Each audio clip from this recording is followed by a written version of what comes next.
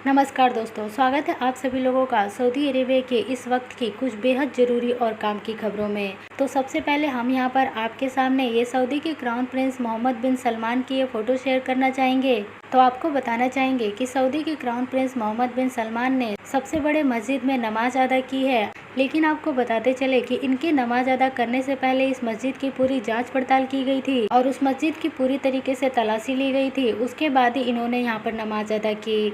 और आप ये फोटो में भी देख सकते हैं कि जब ये नमाज अदा कर रहे हैं तो उनके चारों तरफ ये सिक्योरिटी गार्ड भी सऊदी निवास में खड़े हैं। तो आप ये देख सकते हैं कि इतने सुरक्षा के साथ इन्होंने आज अपनी ईद की नमाज अदा की। अगली बड़ी खबर यहाँ पर सऊदी एयरलाइंस की तरफ से आ रही है। तो आपको बता दें कि एक शख्स ने सऊदी एयरलाइंस से ये सवाल पूछा कि यदि वो सऊदी में ट्रैवल करते हैं तो क्या उनको वैक्सीन लगी होनी ज़रूरी है। तो इसको लेकर सऊदी एयरलाइंस ने ये जवाब दिया है कि यदि आप सऊदी में ही ट्रैवल करते हैं, जैसे कि जेदा से रियाद या फिर जेदा से दमाम, तो फिर आपको अपने ऊपर वैक्सीन लगवाने की ज़रूरत नहीं है। और साथ ही साथ सऊदी एयरलाइंस ने ये भी बताया कि आप बिना किसी प्रॉब्लम के और बिना किसी क्वारंटीन के ही ट्रैवल कर सकते हैं।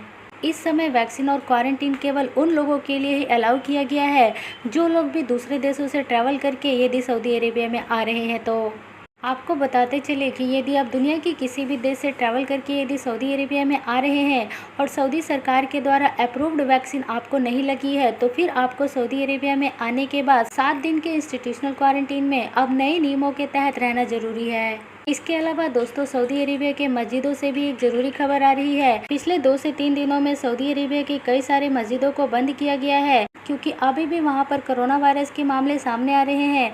आपको ये भी बता दें कि पिछले 2 से 3 महीने में सऊदी अरेबिया में अब तक 1000 से भी ज़्यादा मस्जिदों को बंद किया गया है। लेकिन उनकी साफ सफाई और सैनिटाइजेशन करने के बाद फिर दोबारा से उन मस्जिदों को खोल दिया जाता है। इसके अलावा दोस्तों, वीडियो के आखिरी में आपको ये भी बताते चले कि सऊदी सरकार अभी भी भारत के साथ है। सऊदी सरकार ने यहाँ पर यह अनाउंसमेंट कर दिया है कि वो 160 मीट्रिक टन ऑक्सीजन भारत को फिर दोबारा से भेजने वाली है। इसको लेकर पूरी तैयारियां भी कर ली गई है और इस ऑक्सीजन को सप्लाई करने के लिए भारतीय कंपनियों की मदद ली जाएगी, जिसके माध्यम से इन ऑक्सीजन को सऊदी अरेबिया से भारत तक लाया जाएगा। आपको बता दें कि भारत की L&T कंपनी, इसके अलावा और भी कई सारी कंपनियां ऑक्सीजन की सप्लाई में सऊदी अरेबिया का साथ देने वाली है।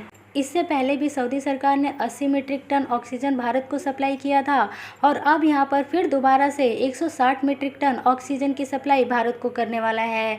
तो दोस्तों, ये सारी खबरें आ रही थी इस समय सऊदी अरेबिया से जो हमने इस वीडियो में जाना है।